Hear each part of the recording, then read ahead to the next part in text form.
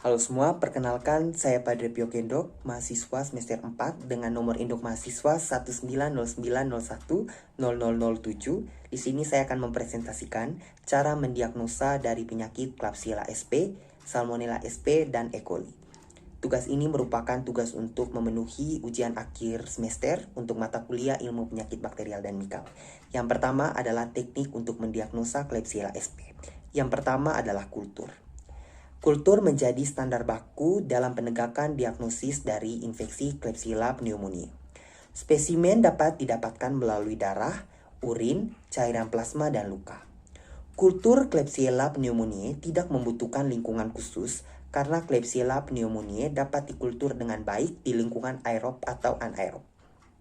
Spatum juga dapat diamati untuk gram staining dengan Klebsiella pneumoniae menunjukkan bentuk seperti batang, pendek dikelilingi oleh kapsul, dan gram negatif. Metode ini dilakukan dengan mengencerkan sampel mengandung Klebsiella pneumoniae, kemudian dikultur pada media biakan agar selektif bakteri gram negatif atau Mekon-K agar dan EMB agar. Dengan tujuan seleksi bakteri gram negatif dan positif dapat teridentifikasi pertumbuhannya melalui seleksi media agar. Kemudian diinkubasi pada suhu 25-30 derajat Celcius yang merupakan suhu optimal bagi pertumbuhan bakteri gram negatif selama 1-2 hari. Kemudian, koloni yang timbul diamati dan dianalisis menggunakan SPC atau Standard Plate Count. Hasil positif menunjukkan adanya koloni bakteri berwarna merah muda. Yang kedua adalah uji serologis.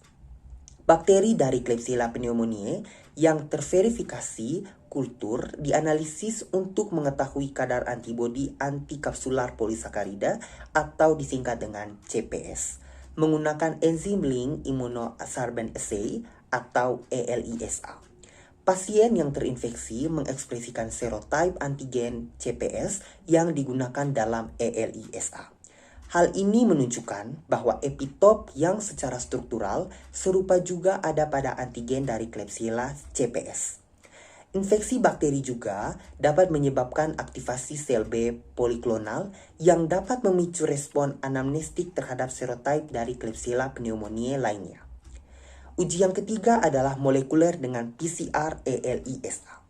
Metode PCR ELISA untuk mendeteksi strain klinis Klebsiella pneumoniae.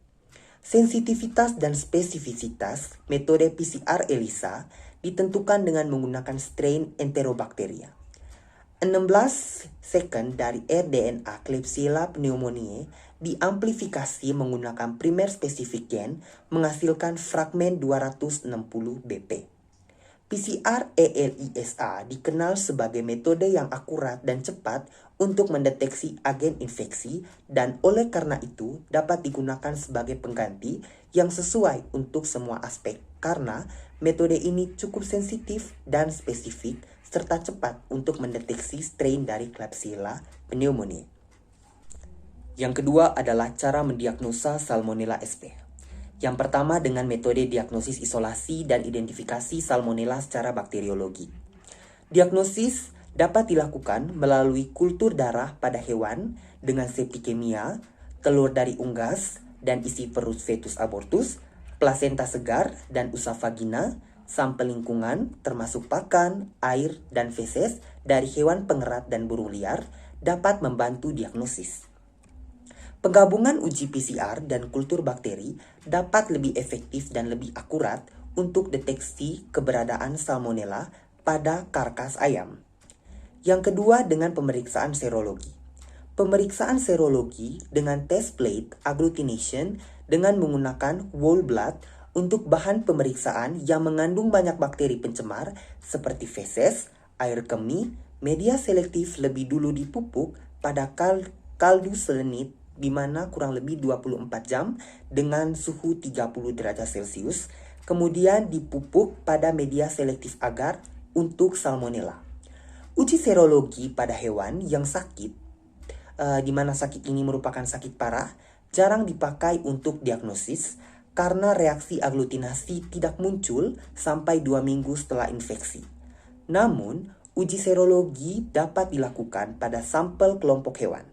Uji serologi meliputi pengujian darah lengkap untuk diagnosis cepat Salmonella pullorum dan Salmonella gillinarum pada unggas dan uji aglutinasi tabung untuk semua spesies hewan ternak.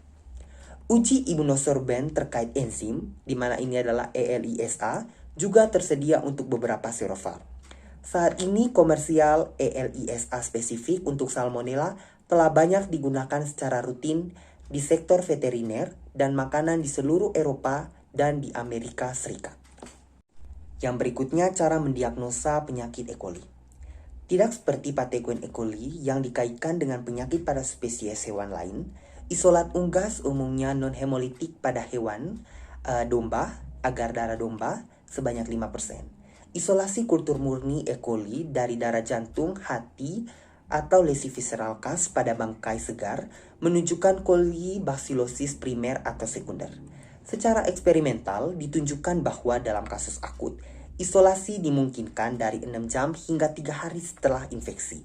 Pada kasus subakut, isolasi hanya mungkin dilakukan sampai 7 hari setelah infeksi.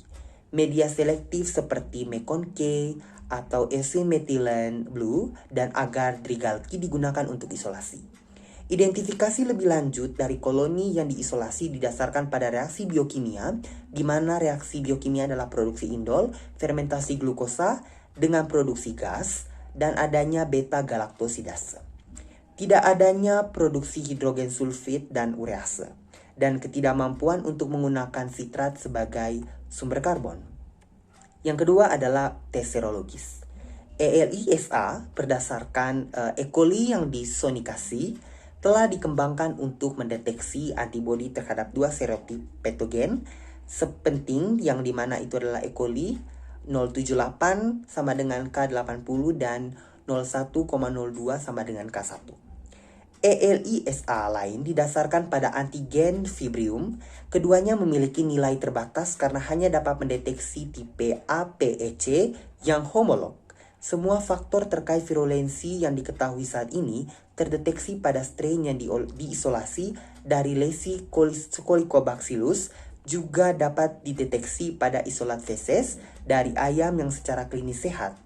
Untuk alasan lain, tidak satu pun dari ciri-ciri ini dapat digunakan untuk identifikasi APEC. Uji yang ketiga adalah tes molekuler.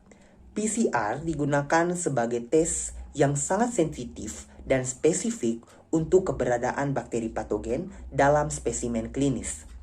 PCR juga lebih cepat, dapat diandalkan daripada metode kultur tradisional. Dalam penelitian yang diambil, organisme E. coli diisolasi dari semua unggas yang dikumpulkan ditumbuhkan dalam nutrien broth. Diekstrasi menggunakan DNA yang diamplifikasi dengan PCR. Demikian hasil presentasi saya.